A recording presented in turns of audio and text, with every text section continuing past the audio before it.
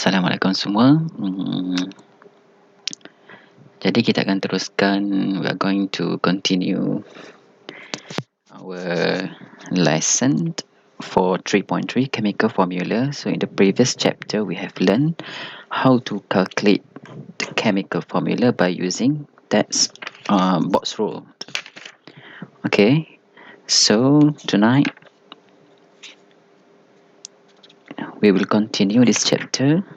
Okay, on how to create or construct the chemical formula for ionic compound. Okay, so first of all, you must know what is ionic compound. Okay, by looking at this diagram, okay, also you have learned during chapter 2, the basic one. Okay, the type of particle, we have three. They are ions, atoms, and molecule. So ionic compounds refer to ions. Okay, so this is the example of the ionic compound, which is sodium chloride, also known as common salt. Okay, garam yang ada kat rumah kita tu. Okay, so nama kimia dia actually is sodium chloride. So actually sodium chloride is an example of ionic compound which consists of ions. Okay, so look at here, we have two type of ions: positively charged, which is known as cation, and negatively charged, which is known as anion. So ionic compound basically is a compound which has two different ions bonded by ionic bond. Okay, this is the example for sodium chloride. You can see, okay, so actually there is a bond between the sodium ion and chloride ion. Okay, but we are going to learn in detail in chapter 5. So here what you need to know is just ionic compound consists of ions. So there are two types of ion: cation, which is positively charged ion, and anion, which is negatively charged ions. Okay,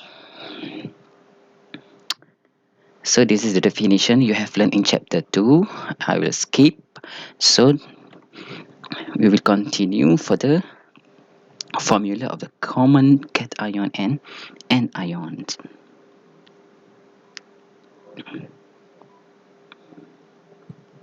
So in order to write the chemical formula of ionic compound, we need to know and memorize the formula of anion and the cation. So there are actually 12 of cation and anion that you must memorize. So the pink one, this one, okay, the list of cations starting from sodium ion until ammonium ion, and the blue one for anion. Okay, cation is positively charged. Sodium ion, for example, is Na+, potassium ion K+, aluminium ion Al3+. So you have to remember the charge for each cation and also the formula. Very basic. The same goes for the anion. Okay, so we have 12. Actually ada banyak lagi, but for your level, this one is the common, yang popular lah. You must memorize, wajib ingat, and will be used for the whole chemistry until you form 5. Okay, so in your textbook you can refer page 67.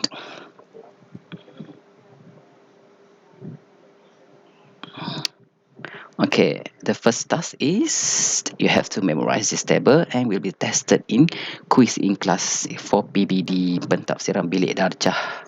Okay, cikgu akan bagi the name of the cation and anion. So your task is to write down the formula for each. So you must correct or must get 95%. Baru dikira lulus. Kalau lulus dapat kurang daripada 95, maknanya you kena repeat until you get 95%. Okay, done for first task. Okay, so this is our task actually, how to construct the chemical formula for ionic compound. Okay, the method known as cross-change method or crisscross method. Okay, so basically we have two ions, cation and anions. Okay, so the cation must be in front and the anion must be at the back of the formula. So for example, the compound sodium chloride, okay, known as sodium chloride. So we have cation sodium ion and the anion chloride ion, Cl minus ion. So we combine, so we get NaCl. So the names of the compound is sodium chloride. Okay, cikgu akan tunjuk macam mana how to write the formula. Okay, the next example is zinc chloride. Okay, so the name of the compound, the ionic compound is zinc chloride. Okay, so the cation is zinc ion and the anion is chloride ion. So from this table, you carilah di mana zinc ion. Dalam cation, zinc, zinc, zinc. Okay, we get Zn2+. Whereas for chloride ion, we get the Cl minus ion. Okay, after that, okay, so you get the formula for each cation and anion. Then we'll cross the charge. Okay, so look at here, zinc, we have 2+. Okay, letak bawah Cl ion, whereas chloride ion Cl minus, you tengok negative right, so meaning -1. So letak bawah zinc, nama pun cross change, silang, right? Okay, so disilang. Okay, bawah zinc. So bila dah letak di bawah, abaikan dia punya simbol negatif and positif. Okay, bermakna zinc ada 1, chloride ada 2. Okay, next, you tulis ni, dekatkan dia punya zinc dengan chloride. Okay, so tulis je balik Zn. Since dia ada 1, you don't have to write the number 1. No, nombor 1 tak payah tulis. Okay, manakala chloride, rapatkan dia sini Cl2 because dia ada 2 bawah dia ni. Okay, hasil pada you cross tadi. Very simple. So you dapatlah formula for zinc chloride.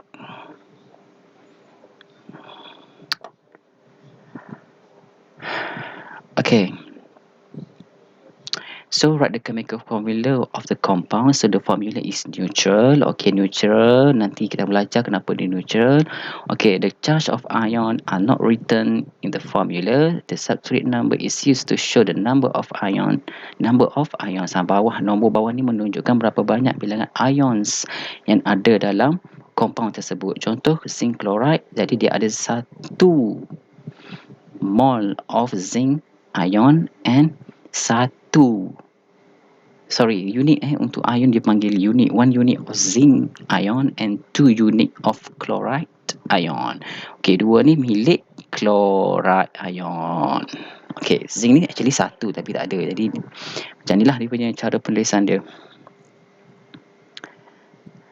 Okay, second example, copper to carbonate. So macam biasa, first you have to memorize, you have to know the cation and anion. Okay, cation for copper is copper 2 ion, whereas for carbonate ion is carbonate ion lah. Okay, jadi cari dalam dia punya table, copper di sini Cu2+, manakala carbonate CO3 2 minus. Okay, that's why very important for you to memorize.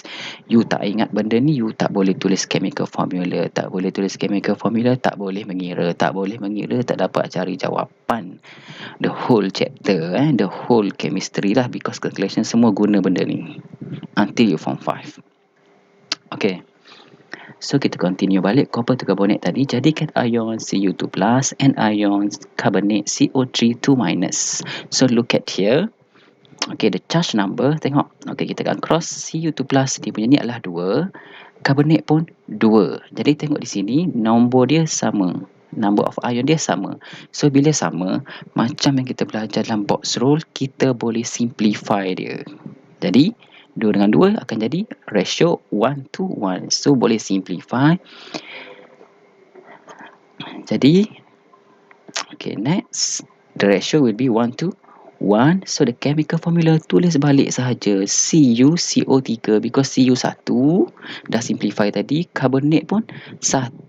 Jadi, directly tulis sahaja Cu dan dekatkan dengan carbonate ion CO3.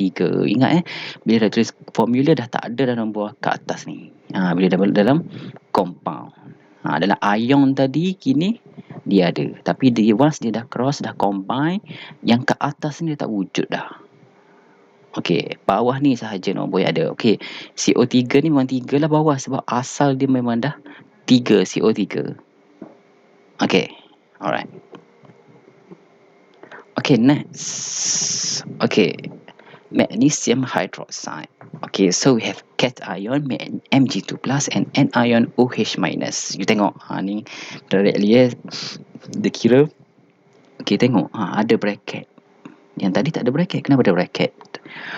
Okay, you tengok kat sini dia cakap bracket is used when two different atoms are grouped together. So, dalam anion atau cation, kita kena tengok ada atom berapa banyak. For example, biasanya cation memang satu lah. Okey, ini Mg. Mg sahajalah Mg atom. So, kan dia jadi magnesium ion, Mg2 plus ion. Manakala anion ada dua atom iaitu oksigen O dan atom hidrogen dalam anion.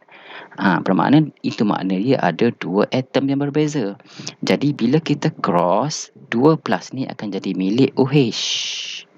Manakala minus 1, minus 1 akan milik Mg. Jadi Mg akan ada 1 dan kena letak kurungan OH. Tutup kurungan 2. 2 kita ambil ini tadilah. Okey, kenapa kena letak kurungan? Okey. Okey, because magnesium hydroxide is known as polyatomic ions. Poly ni maknanya banyak ion, banyak atom dalam ni. Itu kalau kat sini ada 2 lah. Okey, kalau tak letak kurungan, okey, contohnya macam ni lah, dia akan jadi macam ni. You tengok. Okey, MgOH bermakna 2 ni cuma milik hidrogen di sini sahaja. Bukan milik oksigen. Okey, bila kita letak kurungan bermakna 2 ni milik hidrogen juga milik oksigen. Itulah sebab dia kena letak kurungan. Okey. Kalau macam yang monoatomic compound, contohnya iron 2 chloride. Okey, you tengok sini Fe2 plus cross dengan Cl minus. Jadi Fe2 plus 2 akan jadi milik chlorine. Chloride, manakala 1 chloride ion Cl minus akan milik Fe. Jadi Fe ada 1, chlorine akan ada 2. Okey, chlorine ni Cl formula dia bukan bermakna ada 2 atom, 1 atom saja. Cuma formula dia Cl. Okey. The same goes for lithium fluoride. Lithium ion Li plus cross dengan fluoride ion F minus. Ni very easy lah, very simple. Okey, cikgu reverse balik.